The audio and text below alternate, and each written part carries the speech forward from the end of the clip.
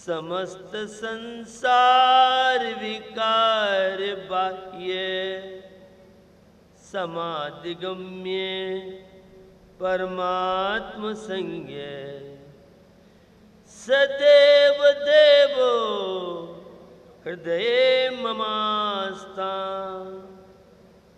अहिंसा विश्व धर्म की, श्री शांतनाथ भगवान की, गुरुदेव आचार्य श्री सुमत सागर जी महाराज की। दिल्ली में मेरा प्रवास चल रहा था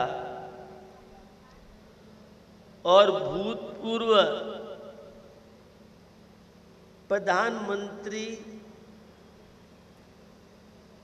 लाल बहादुर शास्त्री जी की पुत्र वधू मुख्य अतिथि बन के आई थी। उन्होंने ससुर जी का एक संस्मरण सुनाया। मुझे केंद्रीय मंत्री जी को देख करके वह प्रसंग याद आ गया। राजनीति में रहने वाले लोग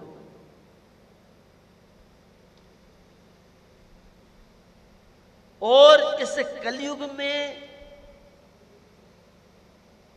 आश्चर्य होता है, क्या राजनीति में रह करके भी सत्य के द्वारा, अहिंसा के द्वारा, ईमानदारी प्रामाणिकता के माध्यम से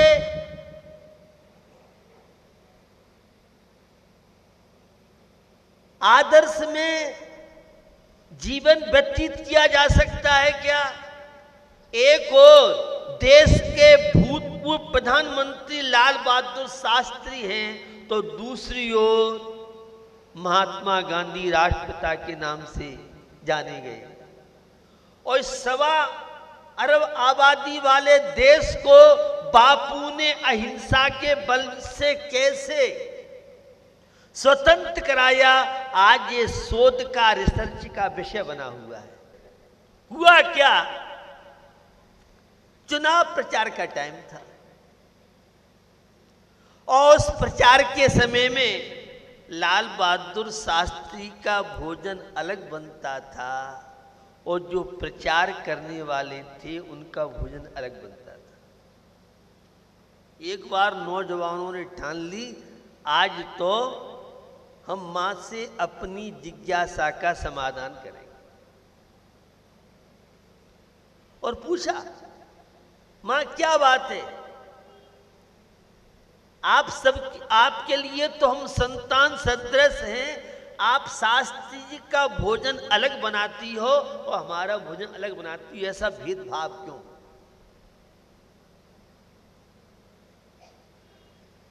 बहुत टालने का प्रयास किया और एक बार जब सारे चुनाव प्रचारक युवाओं ने मां के सामने जिद ठान ली, तो लाल बहादुर शास्त्री की, प्रधानमंत्री की पत्नी कहती हैं, बेटा नहीं मानते हो तो सुन लो, इनका जो भोजन बनता है, इनको जो वेतन मिलता है, उस वेतन से जो आटा आता है उससे भोजन तैयार होता है, और तुम्हारा जो भोजन बनता है, जो चुनाव प्रचार में पैसा आया है, उससे बनता है। भोजन में कोई अंतर नहीं है, लेकिन ये पसीने की कमाई को खाना पसंद करते हैं। यह था हमारे देश के भूतपूर्व प्रधानमंत्री लाल बहादुर शास्त्री का जीवन। राजनीति में बहुत तरह की बातें हैं, लेकिन इस देश की अपनी पहचान है। अभी केंद्रीय मंत्री जी बोल रहे थे, उनकी सरलता, सहजता और संतों के प्रति श्रद्धा, आस्था, वे नौजवान हैं और मुझे उनसे बहुत अपेक्षाएं हैं।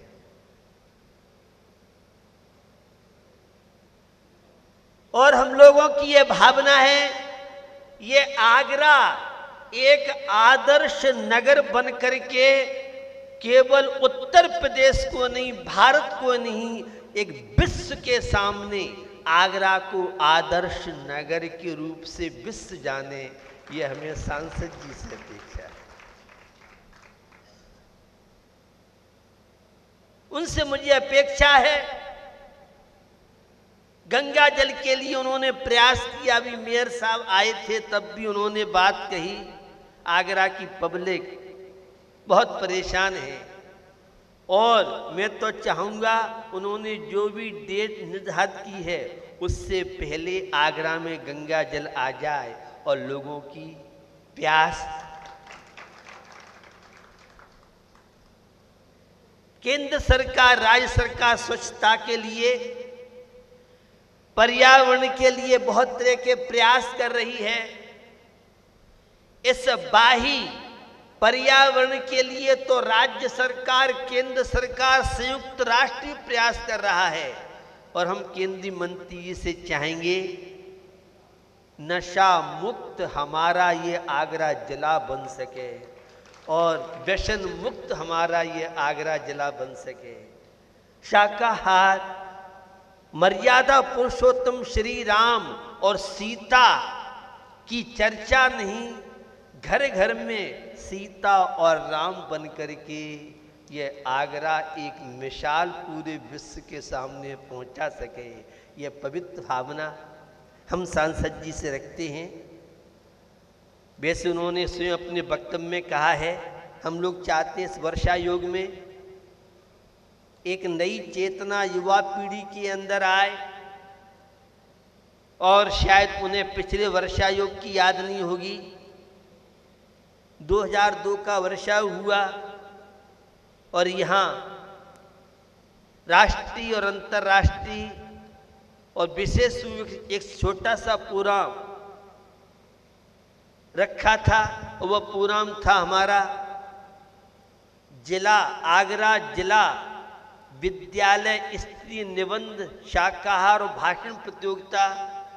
आगरा के जितने गांव, तहसील, जिले और वह शाकाहार निबंध भाषण प्रतियोगिता जिसमें डॉक्टर भीमराव अंबेडकर के विश्वविद्यालय के कुलपति महोदय आए।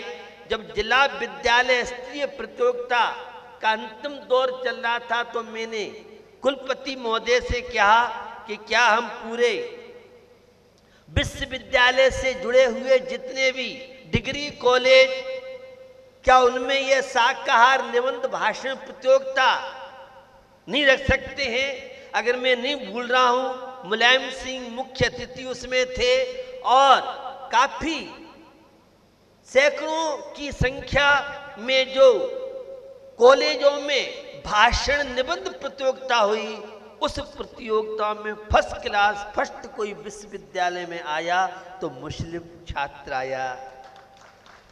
मैं चाहूँगा इस बढ़ते हुए प्रदूषण में भाईचारे का विकास, मैत्री का विकास, व्यसन मुक्त हमारा आगरा जिला और स्वच्छता की जो बात चल रही है, बाह्य स्वच्छता के साथ अंतरंग, और मुझे उनसे अपेक्षा है वे युवा पीढ़ी के लिए एक आदर्श बनेंगे और ST SC OBC के जैसा मुझे ज्ञात हुआ है आप प्रेसिडेंट हैं, निश्चित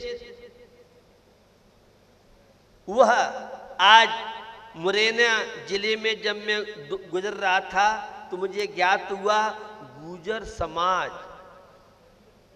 में एक संत ने पहल की और आज पूरे ऑल इंडिया की गुर्जर समाज में बहुत तरह के व्यसनों के त्याग, नशा मुक्ति के त्याग के लिए समाज में एक नई जागृति आई है।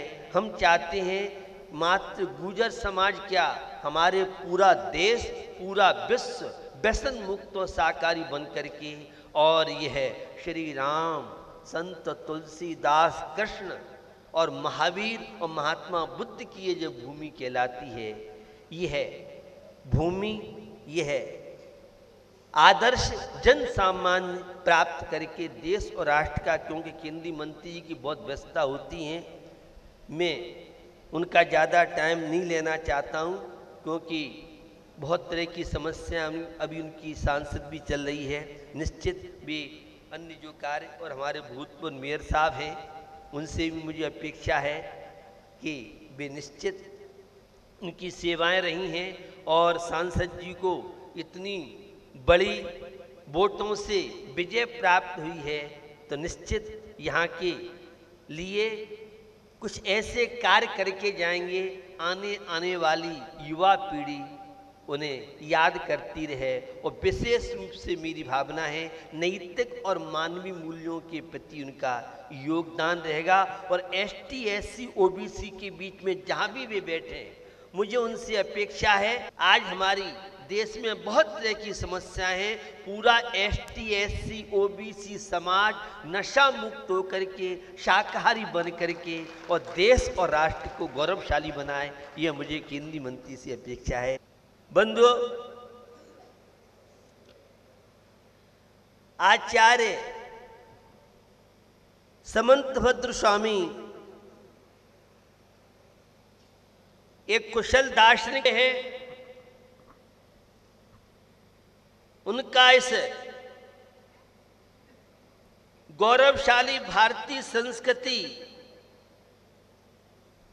में बहुत बड़ा योगदान रहा है। मुझे ध्यान नहीं है, मैंने शायद वो चर्चा यहाँ की या नहीं की हो, लेकिन पुनरावृत्ति हो सकती है उसकी। मैं बेंगलोर में था, एक जर्मनी महिला ने मुझे इंग्लिश ट्रांसलेशन रत्नकंड श्रावकाचार्य की पुस्तक सौंपते हुए कहा, संत जी, हमने छोटा सा प्रयास किया है, अगर कोई इसमें गलती रह गई हो तो आप हमारा मार्गदर्शन करें। मैं जर्मन की बात कर रहा हूँ, जर्मन की एक दार्शनिक महिला की बात आपसे कर रहा हूँ। जापान के लोग भी इसमें थे, कुछ अफ्रीका और विभिन्न देशों के लोग भी थे। मुझे आश्चर्य हुआ, एक जर्मन की महिला और आचार्य समंतभद्र स्वामी की कृति का अंग्रेजी ट्रांसलेशन करके पूरे विश्व के प्राणियों के हाथों में पहुंचाने का उसका एक प्रयास। और आपके यहाँ रत्नगंज श्रावकाचार्य की बड़ी महत्ता मानी जाती है।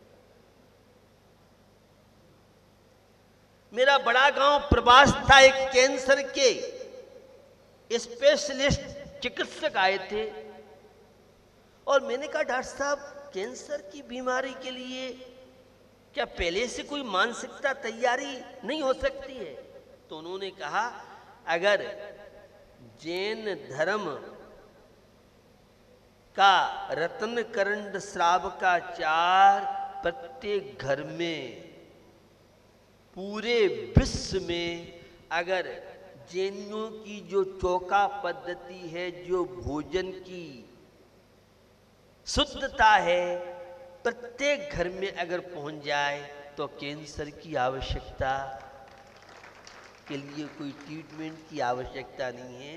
माने जैनियों का चौका बहुत बड़ा मेडिसिन है। यह एक कैंसर हॉस्पिटल के बहुत बड़े डॉक्टर की बात आपको बताना चाहता हूं। उस रत्नकंड श्रावकाचार्य के प्रसिद्ध अनेक कारिकाओं में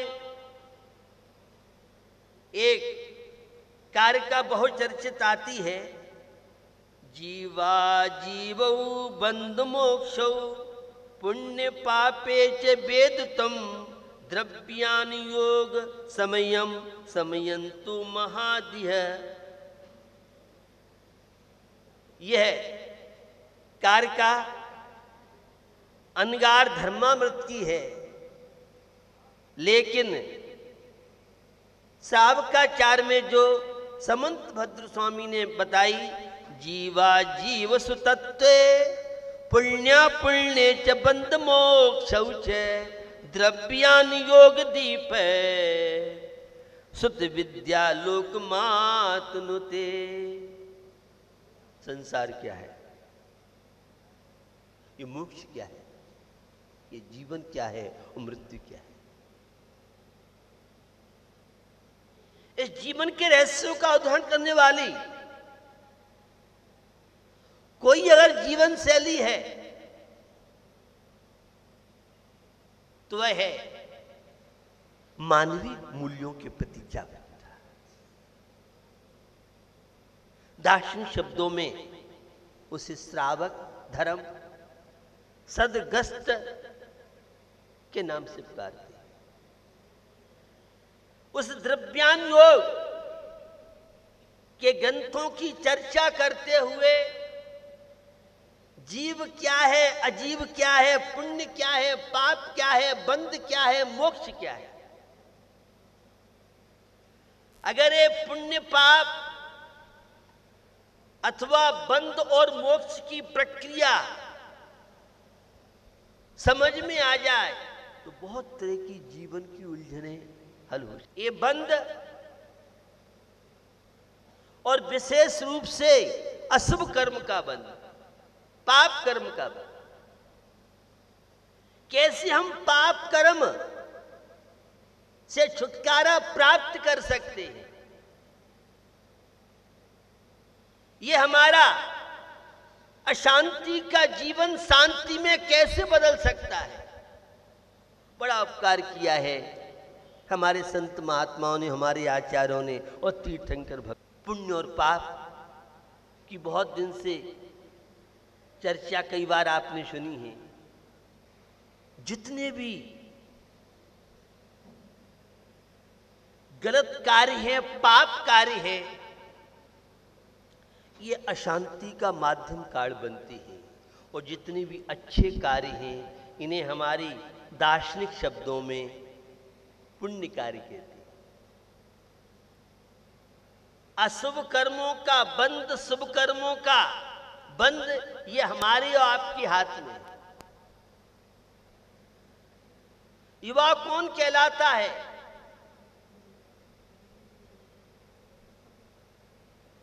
जो अपने जीवन में सदाचारी हो, अच्छे कार्यों के प्रति जिसके जीवन में उत्साह हो, जो हमेशा स्वस्थ रहता हुआ परिवार को स्वस्थ बना सके, वो युवा कहलाता है।